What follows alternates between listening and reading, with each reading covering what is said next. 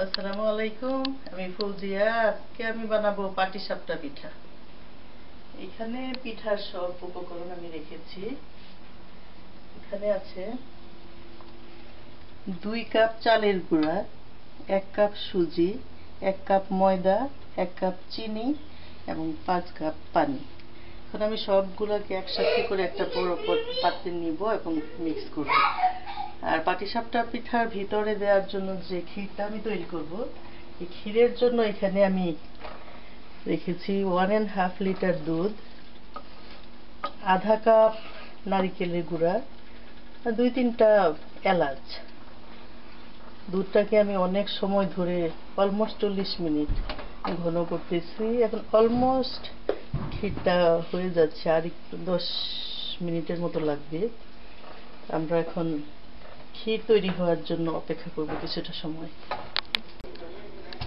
এখানে আমি চালের গুঁড়া, সুজি, ময়দা, চিনি সব একসাথে করে মিক্স করেছি।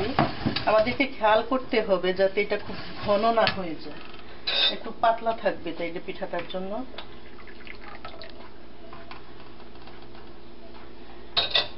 এটাকে আমরা এখন ভালো মতো মিক্স করে আধা ঘন্টা খানেক রেখে দিব।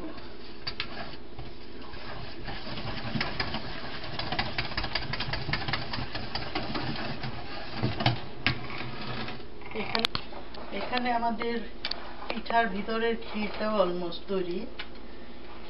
ক্ষীরের জন্য আমাদের লাগবে দুধ, চিনি, নারকেল আর 2-3টা এলাচ। সুন্দর একটা গ্রান হবে। আর যখন দুধটা একদম অর্ধেকের থেকে কম হয়ে আসবে তখন 1 চামচ, চা চামচের 1 চামচ চালের গুঁড়া দুধের মধ্যে গুলিয়ে আমরা এই ঘন দুধটার সাথে দিয়ে দিব। তখন এরকম পোড়া এটা ঘন হয়ে যাবে, কেশার মতো। অনেকে অবশ্য অনেকভাবে করে, অনেকভাবে করা যায়, কিন্তু আমি ওইটার মধ্যে আর কোনো কিছু দিচ্ছি না। দুধটাই ঘন করে টেস্টটা অন্যরকম হবে। এটা আসলে খুবই টেস্টি একটা জিনিস। এখন আমি পিঠা বানানো শুরু করতেছি। চুলাটা আমি অন করে রেখেছি। ফ্রাই প্যানটা একটু গরম হয়েছে। তাপটা আমি হাইয়ে দিব না, মিডিয়ামের থেকে একটু বেশি।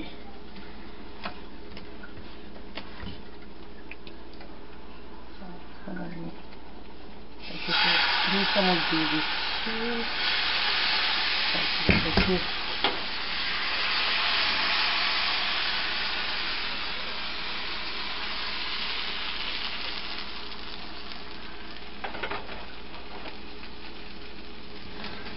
একটু হালকা একটু সময় নিব এটা সিদ্ধ হওয়ার জন্য। সিদ্ধ হয়ে গেলে আস্তে করে ভিতরে ঘিটা দিয়ে দিব। এর কালারটা অবশ্য বেশ সুন্দর দেখা যাচ্ছে।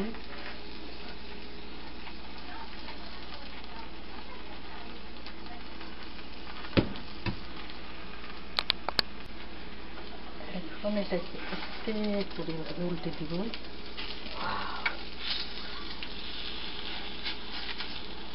এদিকে একটু চাপা চাপা দিব যাতে ক্ষীরটা ভিতর থেকে বের হয়ে না আসে।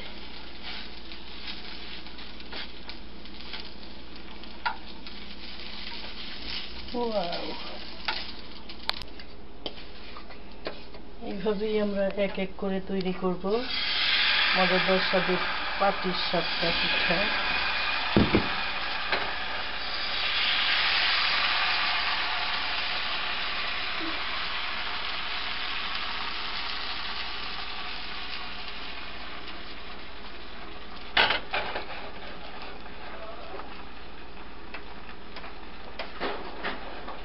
সিদ্ধ হওয়ার জন্য একটু সময় নিব, তারপর আস্তে আস্তে করে ভিতরে ক্ষীরটা দিয়ে দিব।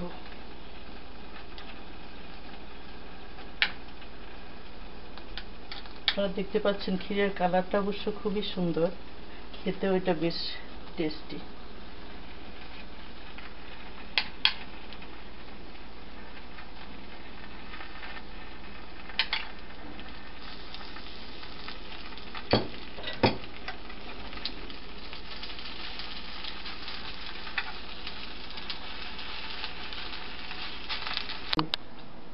তৈরি হয়ে গেল আমাদের বাংলাদেশের শীতের ঐতিহ্যবাহী পিঠা। আপনারাও ট্রাই করতে পারেন। খোদা হাফেজ।